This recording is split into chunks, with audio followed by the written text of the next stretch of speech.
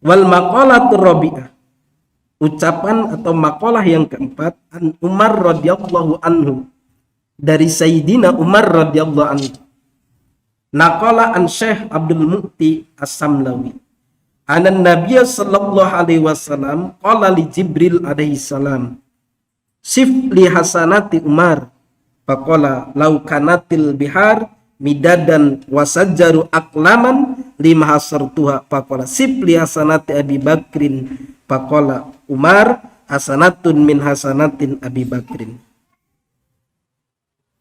Dari Sayyidina Umar radhiyallahu an, hadis ini dinukil dari Syekh Abdul Mu'ti As-Samlawi, anan Nabiy sallallahu alaihi wasallam, sesungguhnya Nabi Muhammad sallallahu alaihi wasallam, qala li Jibril, berkata kepada malaikat Jibril alaihi salam, kata Nabi, sifli hasanati Umar, ya Jibril, wahai malaikat Jibril, sifatilah kepadaku, gambarkanlah kepadaku hasanati Umar, kebaikannya Sayyidina Umar.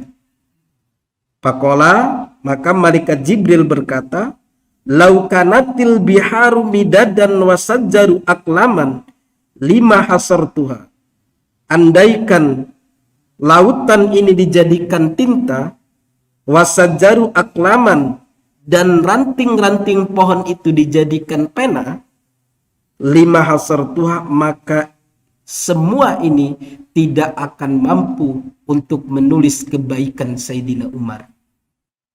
Luar biasa Sayyidina Umar ini. Faqala sifli hasanati Abi Bakrin.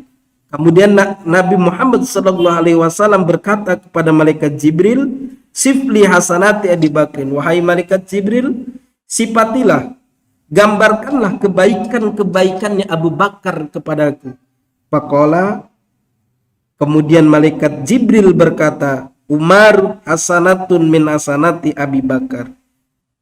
Apa maksudnya? Umar itu adalah kebaikan, min hasanatin Abi Bakar, setengah dari kebaikannya Abu Bakar. Ini luar biasa.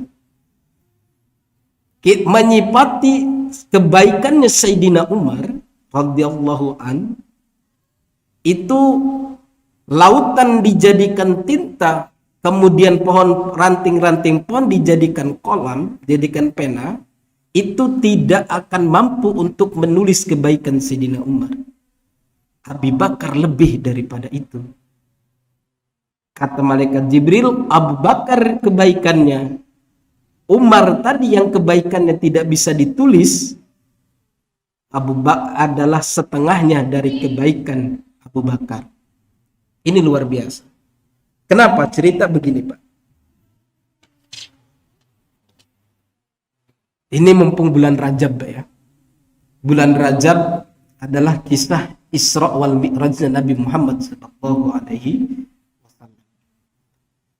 Nah, ketika Nabi Muhammad sallallahu alaihi wasallam turun dari Mi'rajnya, dari Sidratul Muntaha, setelah Isra Nabi Muhammad dari Masjidil Haram kemudian ke Masjidil Aqsa, kemudian dari Masjidil Aqsa Mi'raj, naik ke langit 1, 2, 3, 4, 5, 6, 7 sampai ke Sidratul Muntaha, dan mendapatkan perintah oleh Allah Subhanahu wa ta'ala, itu perintah sholat, yang awalnya perintah sholat itu 50 waktu. Kemudian ketika Nabi Muhammad turun sampai langit keempat, itu bertemu dengan Nabi Musa. Kata Nabi Musa, wahai saudaraku, apa yang diperintahkan Allah kepadamu? Aku diperintahkan untuk melaksanakan sholat 50 waktu. Kata Nabi Musa, kembalilah kamu kepada Allah, mintalah keringanan.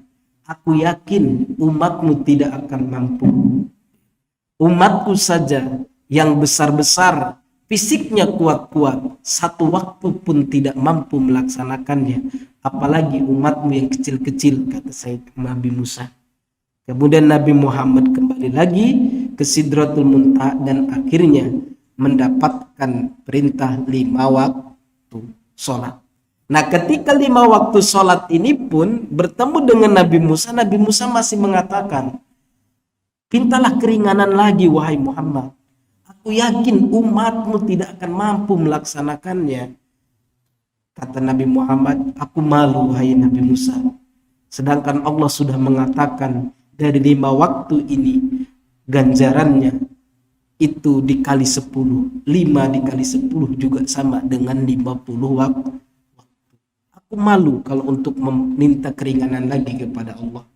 Ya sudah, kata Nabi Musa, mudah-mudahan umatmu bisa melaksanakannya. Dan alhamdulillah sampai sekarang pun orang yang mengaku umat Islam juga banyak yang tidak mampu melaksanakan sholat 5 waktu. Apalagi sambil berjamaah. Susah rupanya. Nabi Musa sudah tahu, wah umatmu gak kuat. Kemudian setelah Nabi Muhammad turun, nah ini mau menceritakan tentang betapa hebatnya Abu Bakar Siddiq. Nabi Muhammad turun, ketika itu Nabi Muhammad berada di dekat Ka'bah. Waktu sebelum subuh turun itu, ketika Nabi Muhammad sedang melamun sendirian begitu, karena Nabi Muhammad sedang memikirkan bagaimana caranya menyampaikan perintah Allah sholat 5 waktu ini kepada umatnya. Nabi sedang berpikir begitu, datang Abu Jahal. Abu Jahal ini siapa nama aslinya? Ada yang tahu? Abu Jahal ini siapa nama aslinya? Abu Jahal ini nama aslinya adalah Umar bin Hisam. Umar bin Hisam. Digelar Abu Jahal karena ini nama julukan. Gitu ya. Nah, ketika itu Abu Jahal lewat. Ngelihat Nabi Muhammad sedang duduk. "Hai Mad," kata Abu Jahal, "lagi ngapain kamu?" "Saya lagi memikirkan perintah Allah untuk disampaikan kepada para umat." "Apa yang diperintahkan Allah kepadamu?" kata Abu Jahal. Kata Nabi Muhammad, "Saya baru saja turun dari Sidratul Muntaha. Dimulai dari Isra'nya saya dari Masjidil Haram ke Masjidil Aqsa, kemudian saya naik ke langit pertama, kedua, ketiga, sampai saya ke Sidratul Muntaha. Dan barusan saya turun ini, saya diperintahkan untuk melaksanakan sholat 5 waktu. Dan ini suruh disampaikan kepada umatku," kata Nabi Muhammad. Abu Jahal ketawa. "Kamu ini Muhammad, ngimpi kali kamu ini. Mana mungkin perjalanan dari Masjidil Haram ke Masjidil Aqsa kamu tempuh hanya cuma setengah malam." Kata Abu Jahal, "Begini aja Mat, apakah kamu berani menceritakan hal ini kepada suku Quraisy semuanya?" "Berani," kata Nabi. "Oke, kalau begitu tunggu saya akan kumpulkan seluruh kaum Quraisy di lapangan ini. Dan kamu ceritakan apa yang kamu ceritakan tadi kepadaku," kata Abu Jahal. Kemudian seluruh kaum Quraisy di Mekah dikumpulkan oleh Abu Jahal. "Wahai kaum Quraisy, kumpullah kalian semua. Dengarkan orang gila mau ngomong," kata Abu Jahal. Ini disebut gelar Abu Jahal. Kemudian setelah kumpul umatnya Nabi Muhammad sallallahu alaihi wasallam, di situ ada Abu Bakar, ada Umar, Utsman, seluruh. Umar belum masuk Islam ya. Ada Abu Bakar. Kemudian ini sudah kumpul semua. Apa yang diceritakan oleh Sayyidina Nabi Muhammad sallallahu alaihi wasallam itu diceritakan, apa yang diceritakan kepada Abu Jahal tadi, bahwa Nabi Muhammad melakukan Isra, perjalanan dari Masjidil Haram ke Masjidil Aqsa. Kemudian naik ke langit pertama sampai Sidratul Muntaha. Itu ada seseorang yang saudagar dari kaum Quraisy ini mengatakan, "Bagaimana bentuknya Masjidil Aqsa itu wahai Muhammad? Jikalau engkau benar melakukan perjalanan itu ke Masjidil Aqsa. Kemudian Nabi Muhammad bingung. Waduh, saya tadi ke Masjidil Aqsa, kata Nabi Muhammad itu, nggak ngitung, nggak ngelihat bentuk masjidnya gimana, nggak ngitung pintunya berapa, bentuknya kayak apa, karena saya di Masjidil Aqsa hanya diperintahkan untuk sholat 2 rakaat waktu itu sholatnya, sholat tahiyatul masjid menurut keterangan, sebelum diperintahkan sholat 5 waktu. Nah, akhirnya malaikat Jibril memberikan gambaran. Ya, kalau sekarang mungkin enak ya, udah bisa divisualisasikan sekarang model kayak zoom begitu, set gambarnya begitu.